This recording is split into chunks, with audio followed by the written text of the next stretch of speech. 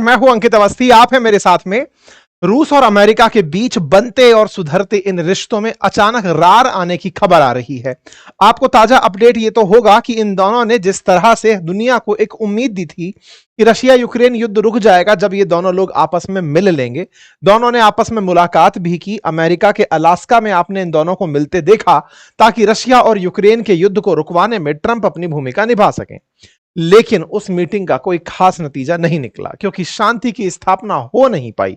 कैसे नहीं हो पाई? क्योंकि अभी का अपडेट कुछ इस तरह से निकल कर आता है कि पुतिन ने ट्रंप को धमकाते हुए कहा है कि यदि आपने टॉमहॉक मिसाइलों की सप्लाई यूक्रेन को की तो अमेरिका के साथ जो अब तक बना है वो सब बिगड़ जाएगा। ऐसी स्थिति में डोनाल्ड ट्रंप ने अब अपडेटेड जानकारी देते हुए यह कहा है कि वो लगभग इस धमकी के बाद ये मन बना चुके हैं कि वो यूक्रेन को मिसाइल दे ही देंगे। तो आज के सेशन में हम चर्चा करेंगे कि आफ्टर ऑल ये टॉमहॉक मिसाइलें ऐसी क्या हैं जिसके चलते पुतिन ने पहले कहा कि वो यूएस के साथ अपने सारे रिलेशन खराब कर लेगा। चैनल पर नए हैं तो चैनल को सब्सक्राइब कर लें, बाकी अपनी राय कमेंट बॉक्स में खुलकर रखें। गुजारिश बस यही रहेगी कि आप जितना संभव हो अपने साथियों के साथ इस सेशन को साझा करें। इतनी एनर्जी आपके साथ खर्च करते हैं, उसके रिवार्ड में ना तो कोई लाइक मिलता है, ना शेयर मिलता है, ना सब्सक्राइब मिलता है। मोटिवेशन अगर किल कर दोगे बॉस तो फिर यार इतनी मेहनत करने का मन नहीं करेगा। मर्जी आपकी है। चलिए, यानी कि यूएस के साथ उनके रिश्ते पूरी तरह खराब हो जाएंगे। और इसके बाद ट्रंप आज कहते हैं कि उन्होंने लगभग डिसीजन बना लिया है, sort of made a decision, मतलब लगभग डिसीजन बना लिया है किस बात का, कि वो यूक्रेन को टॉमहॉक मिसाइलें सेंड कर दे। इसका मतलब अमेरिका ये जानते हुए भी कि पुतिन इस बात से बहुत जबरदस्त तरह से खफा होंगे, फिर भी वो यूक्रेन के लिए टॉमहॉक मिसाइलें देने की तैयारी कर रहा है। ऐसे में इन दोनों के बीच बनते बिगड़ते इन रिश्तों की कवायद में कभी खुशी तो कभी गम रिश्तों की आज के सेशन में जिक्र है, क्योंकि इस प्राणी ने पूरी तरह से दुनिया को थका रखा है ये समझा करके, देखो भाई, जिसको बहुत छोटा समझा था कि 4 दिन के अंदर खत्म कर दोगे, वो दुनिया के सहयोग से लगातार युद्ध किए जा रहा है। और अगर तुम इसे वेपन देते रहे तो ये फर्दर भी युद्ध करता रहेगा। फिलहाल के लिए रूस में वालदाई समिट के अंदर ट्रंप पुतिन के द्वारा दिए गए बयान की चर्चा है। इसे मिनिस्ट्री ऑफ फॉरेन अफेयर्स के द्वारा यह बताया गया कि US Tomahawk missiles are not the most modern weapon but they are dangerous और their use is impossible. Direct US involvement, this would mark a new level of escalation.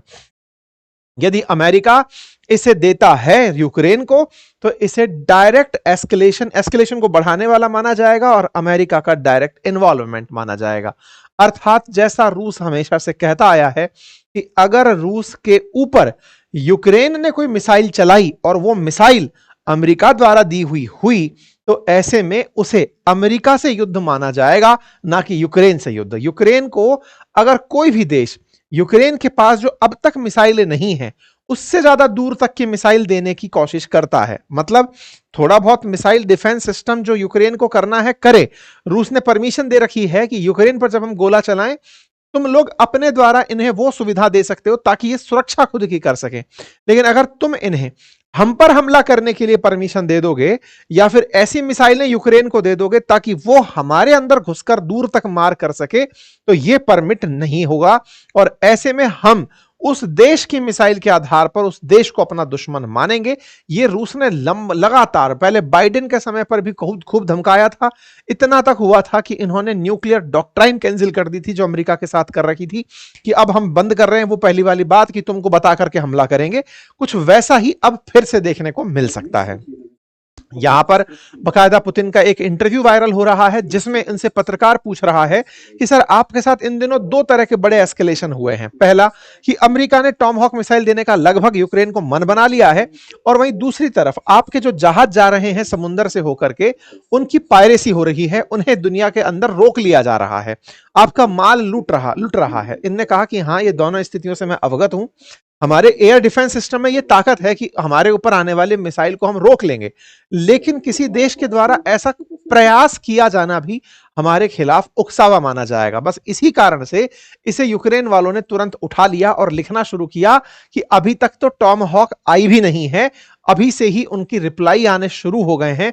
अब पता चलना चाहिए कि असल में ताकत होती क्या है। प्रेसिडेंट ट्रंप ने जैसे ही कहा कि वो अपना मन बना चुके हैं, तो ऐसे में इनको समझ में आना चाहिए कि शांति जो कि ताकत से स्थापित होती है वो होती कैसे है।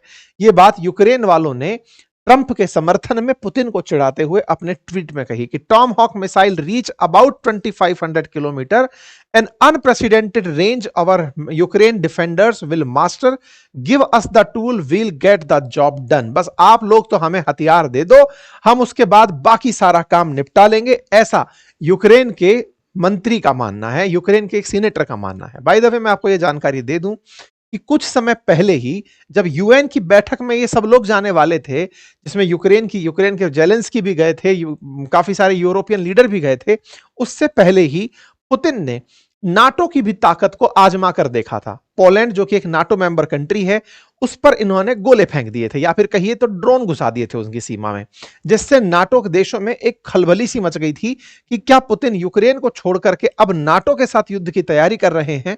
ये सारे लोग दौड़ करके अमेरिका पहुंचे, यूएन में बैठ करके सबने अपनी तरफ से अपने डर रखे। इसमें जेलेंस्की भी प्रेजेंट थे, और जेलेंस्की जब यूएन पहुंचे, चूंकि यूएन का मुख्यालय अमेरिका में है, तो ये ट्रंप से भी मुलाकात कर लिए। ये खबर आप सितंबर 24 की देख रहे हैं कि Zelensky meet Trump at UN calling for more pressure on Russia, कि सर आप हमसे, मतलब हम मुलाकात तो कर रहे हैं लेकिन आप रूस पर थोड़ा दबाव बढ़ा दीजिए। ये आप ट्वीट देखते हैं 24 सितंबर का व्हाइट हाउस की तरफ से, जिसमें ट्रंप तारीफ कर रहे हैं जेलेंस्की की, भाई बात तो है बंदे में, जो 3-4 दिन में युद्ध खत्म हो जाना चाहिए था, यह आदमी लगातार जुझारू तरीके से युद्ध लड़े जा रहा है, हम इसकी शाबाशी देते हैं। ट्रंप इनसे मुलाकात किए तो इस बात पर जेलेंस्की से पूछा गया कि कैसी रही मुलाकात, इनने कहा बहुत बढ़िया मुलाकात रही।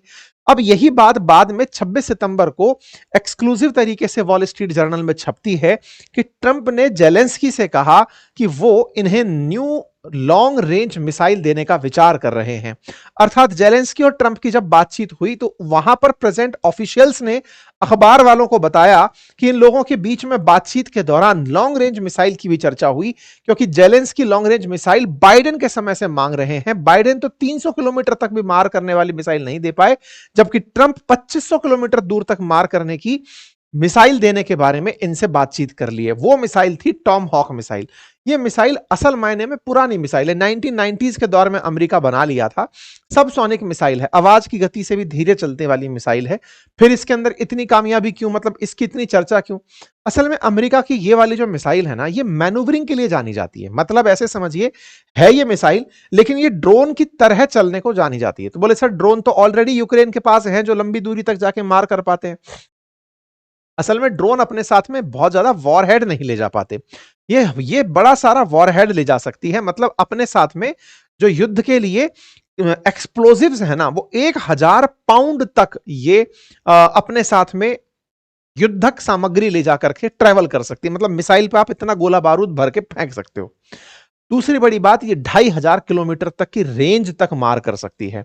880 किलोमीटर प्रति घंटे की रफ्तार से यह मिसाइल चलाई जा सकती है, और इसे कहीं से भी ऑपरेट किया जा सकता है। ये इसकी खासियत में शामिल है। उन तमाम खासियतों से भी सबसे ऊपर जो खासियत है वो है इसका रडार की पकड़ में ना आना। ऐसा क्यों? क्योंकि ये बहुत क्रूज मिसाइल है, और क्रूज मिसाइल जमीन के समानांतर चलने के लिए जानी जाती हैं। जो डिफेंस सिस्टम जिन मिसाइलों पर काम करते हैं ना, वो मिसाइलें होती हैं बैलिस्टिक मिसाइलें, यानी कि जो लॉन्ग रेंज ऊपर से उठ करके घूम करके नीचे चली आती हैं। Tomahawk missile cruise missile है, और क्रूज मिसाइल लेंथ में बहुत दूर तक मार नहीं कर पाती।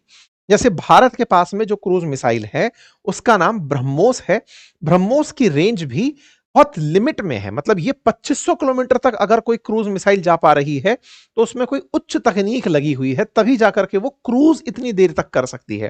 क्योंकि जितना दूर फेंकना है अगर मिसाइल को, तो उसे परवलयाकार पथ में फेंका जाता है, पैराबोलिक पथ पे फेंका जाता है, ताकि ये दूर तक मार कर सके। समानांतर जमीन के चलने वाली मिसाइलें अक्सर अपने टारगेट तक बहुत दूरी तक ट्रेवल नहीं कर पाती, लेकिन ये 2500 किलोमीटर तक ट्रेवल कर लेती है, वो भी आवाज की गति से धीरे गति पर। देखिए ये सिंपल से, मतलब सिंपल अगर आप इसको व्यवहारिक तरीके से समझें, तो अगर आपने कभी भी बॉलर्स को मैच के ग्राउंड पर बॉल फेंकते हुए देखा हो, तो अगर बॉलर को बहुत दूर तक बॉल फेंकनी हो तो वो मतलब फील्डिंग करते समय, तो वो उस बॉल को फेंकते समय बहुत ऊंचाई तक फेंकता है ताकि वो आगे तक जाकर के ड्रॉप हो सके। लेकिन अगर बॉल को वो सीधा फेंक रहा हो तो वो मैदान के समानांतर जाती हुई बॉल बहुत जल्दी नीचे ग्रेविटी के चलते गिर जाएगी। इसीलिए क्रूज मिसाइल्स बहुत दूर तक नहीं जा पाती, क्योंकि वो जमीन के समानांतर चल रही होती हैं, तो ग्रेविटी उनका पाथ बिगाड़ देती है। वहीं अगर आपने उसे परवलयाकार पथ में फेंका है तो ऊंचाई पर जाती हुई ग्रेविटी से भी उसे डिस्टेंस ट्रेवल करने में मदद मिलती है। इसलिए बैलिस्टिक मिसाइल्स बहुत दूर तक मार कर पाती हैं। जैसे अग्नि 5000 किलोमीटर तक मार कर सकती है, क्योंकि उसे परवलयाकार पथ प्राप्त है, पैराबोलिक पथ प्राप्त है। ठीक है, क्रूज मिसाइल्स में 2500 किलोमीटर तक की रेंज, ये बड़ी बात होती है। अब ऐसे में इसके अंदर एक काबिलियत और कि ये ड्रोन की तरह चलते चलते अपना रास्ता बदल सकती है। आप इसे गाइड कर सकते हो कि इस टारगेट पर जाकर मारना है। अच्छा, जितना ऊंचाई से उड़कर मिसाइल आएगी रडार में पकड़ में आ सकती है, क्योंकि रडार पकड़ने के लिए क्या करता है, अपने यहां से रेडियो वेव्स निकालता है जो कि रिफ्लेक्शन खा के वापस आती है, तो रीच आ जाती है कि हां साहब हमारे ऊपर कोई फ्लाइंग ऑब्जेक्ट आ रहा है फटने के लिए। वेयर एज जब क्रूज मिसाइल जमीन के समानांतर चल रही है तो उस पर रेडियो वेव्स पहुंचेंगी और उसका मैसेज जब तक आएगा तब तक तो खेल हो लेगा, क्योंकि ये बहुत नजदीक से निकल जाती हैं रडार के, तो रडार कैलकुलेट नहीं कर पाता, इसलिए क्रूज मिसाइल ज्यादा घातक मानी जाती हैं। तो टॉम हॉक मिसाइल की इसी काबिलियत की वजह से, क्योंकि ये जमीन के बहुत नजदीक इस तरह से मैनूवरिंग करते करते टारगेट को हिट कर सकती हैं, इसलिए इसकी डिमांड बहुत है। अमेरिका इन मिसाइलों का उपयोग लगातार कोई 30-35 साल से करता आ रहा है। जैसे 2017 के अंदर इन्होंने सीरिया पर हमले के दौरान इसका यूज किया। अभी 2025 में यूएस की नेवी ने इनका हूतियों में, जो यमन के अंदर हूतियों के खिलाफ कार्रवाई की गई थी, वहां पर इनका यूज किया। अर्थात आज तक अमेरिका इन मिसाइलों का उपयोग कर रहा है, यूज ले रहा है, और दुनिया के देशों के ऊपर कुछ इस तरह से जहां से मन में आती है, नेवी से, एयरफोर्स से, जहां से भी चलाना होता है, ये इन टॉमहॉक मिसाइलों को चला देता है। ये भाई साहब इन्हीं मिसाइलों की चाहत रखते हैं और कहते हैं कि बस आप तो दे दो, हम चलाएंगे नहीं, बस उनको डराएंगे कि हमारे पास टॉमहॉक मिसाइल है, अगर तुम हमारे ऊपर कोई भी हमला किए तो हम टॉमहॉक तुम्हारे ऊपर दाग देंगे ताकि हमारे ऊपर हमले कम हो सके। ये यूक्रेन का कहना है। आप सभी बहुत अच्छे से जानते हैं कि यूक्रेन में किस तरह से लगातार रूस धीरे धीरे आगे बढ़ता चला जा रहा है, लेकिन एक बार अगर इनके पास डिफेंस सिस्टम आ गया तो इनका ट्राई है कि 2500 किलोमीटर में तो हम इनकी राजधानी नाप देंगे सीमा से, हम वहां जाकर के गोला फेंकने की स्थिति में होंगे। साथ ही साथ अमेरिका इन्हें आने वाले समय में अगर इंटेलिजेंस भी साझा करता रहा तो यूक्रेन की स्थिति अमेरिका की वजह से रशिया के खिलाफ मजबूत हो जाएगी। आपको याद हो तो पहले बाइडेन के समय पर भी जेलेंस्की ने बहुत मांगा था कि सर हमें लंबी दूरी तक मार करने की मिसाइल दे दो ताकि हम रूस के खिलाफ कोई काम कर सकें। हालांकि जब भी इन्होंने मिसाइल मांगी तब तब रूस ने इन्हें धमकाया। ये जेलेंस्की गए थे व्हाइट हाउस उनसे मांगने के लिए कि लॉन्ग रेंज वेपन दे दो, और लॉन्ग रेंज वेपन लेने के लिए जब गए तो बाइडेन की अथॉरिटीज एक बार के लिए तैयार भी हो गई कि हम तुमको 300 किलोमीटर तक मार करने वाली ATCMS अटाकाम जो मिसाइलें हैं वो हम आपको दे देंगे। लेकिन इतना करते ही रशिया ने बाइडेन को धमकाते हुए कहा कि अगर आपने ऐसा किया तो फिर हम आपके खिलाफ मोर्चा खोल देंगे। तो ऐसे में यूएस को बाद में हटना पड़ा, यूएस को डिनाई करना पड़ा कि हम यूक्रेन को लॉन्ग रेंज मिसाइल नहीं देंगे, क्योंकि अगर हम मिसाइल दिए और यूक्रेन वाले रशिया के अंदर दाग दिए तो अमेरिका सीधा टारगेट पर होगा रूस के। ऐसे उस समय पर बाइडेन रुक गए थे, लेकिन अब ट्रंप सोच रहे हैं कि 350 किलोमीटर तो छोड़ो, मैं 2500 किलोमीटर दूर तक की मिसाइल तुम्हें देने को तैयार हो रहा हूं। अब यह केवल बयानबाजी है या फिर इसमें कुछ सार्थकता, ये तो आने वाला समय बताएगा, क्योंकि यूक्रेन ने रूस पर लॉन्ग रेंज मिसाइल का एक बार प्रयोग किया था, उसके बाद घातक दुनिया ने प्रयोग के बाद परिणाम देखे थे, क्योंकि यहां तो S-400 चलाकर रोक लिया गया था, लेकिन रूस ने तत्काल प्रभाव से अपने यहां की न्यूक्लियर डॉक्ट्राइन बदल दी थी। कहा था कि अब हम कभी भी धमाके कर सकते हैं।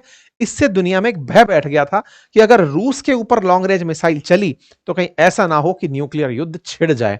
बस यही सब बातें हैं जिसका अभी फिर से महत्व स्थापित हो जाता है, क्योंकि ट्रंप जब बोल रहे हैं कि मैं इन्हें लॉन्ग रेंज मिसाइल दे सकता हूं तो कहीं इस डॉक्ट्राइन का यूज ये पुतिन ना कर लें।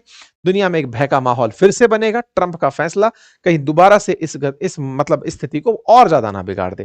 फिलहाल के लिए जेलेंस्की का खासा अपडेट यह है कि ये दुनिया भर के नेताओं से जैसे यूजुअल मिलते हैं, मिल ही रहे थे, लेकिन इसी बीच में भाई साहब रशिया ने इनके ऊपर फिर से मिसाइलें दाग दी हैं। अक्टूबर 4 की खबर है, एक पूरी ट्रेन उड़ने की खबर है, बहुत से घरों पर, बहुत सी जगहों पर इसी तरह के मिसाइल हमले लगातार चल रहे हैं। पुतिन अपनी तरफ से यूक्रेन को मनोवांछित प्रकार से ट्रीटमेंट देते रहते हैं और इस तरह का ट्रीटमेंट तब जरूर देते हैं जब यूक्रेन कहीं ना कहीं दुनिया के लीडर्स से मिलने गया हुआ हो। जेलेंस्की जिस तरह से यहाँ पे नाटो चीफ से मिलते हुए दिख रहे हैं, वर्ल्ड लीडर से यूरोप के अंदर मिलते दिख रहे हैं, वो इधर मिल रहे हैं और वो उधर गोला दाग देते हैं। बस इस तरह से पुतिन इनकी मजाक जरूर बना लेते हैं कि यार तुम खामाखाई मिलने जाते हो, हमसे कहोगे तो हम वैसे ही रोक देंगे। खैर, फिलहाल के लिए इन दोनों के बीच जो भी चल रहा है, अल्टीमेटली इनके युद्ध के चलते लगता नहीं है कि ट्रंप खास पीस पुरस्कार पाएंगे। लेकिन हां, इस फ्राइडे को नोबेल पीस पुरस्कार की घोषणा होने वाली है। दुनिया की नजरें गड़ी हैं इस बात पर कि क्या ट्रंप इस बार नोबेल शांति पुरस्कार पाएंगे। हमने इसका एक विश्लेषण वीडियो डाला है, आप चाहें तो अपनी पाठशाला यूट्यूब चैनल पर जाकर उसे देख सकते हैं, जहां पर हमने ट्रंप के नोबेल पुरस्कार ना मिलने के क्या कारण हो सकते हैं और मिलने के क्या, उनका एक पूरा विश्लेषण किया है। बाकी फिलहाल के लिए इतना ही। जानकारी पसंद आई हो तो साथियों से साझा करें, चैनल पर नए हैं तो सब्सक्राइब कर लें। Thank you so much.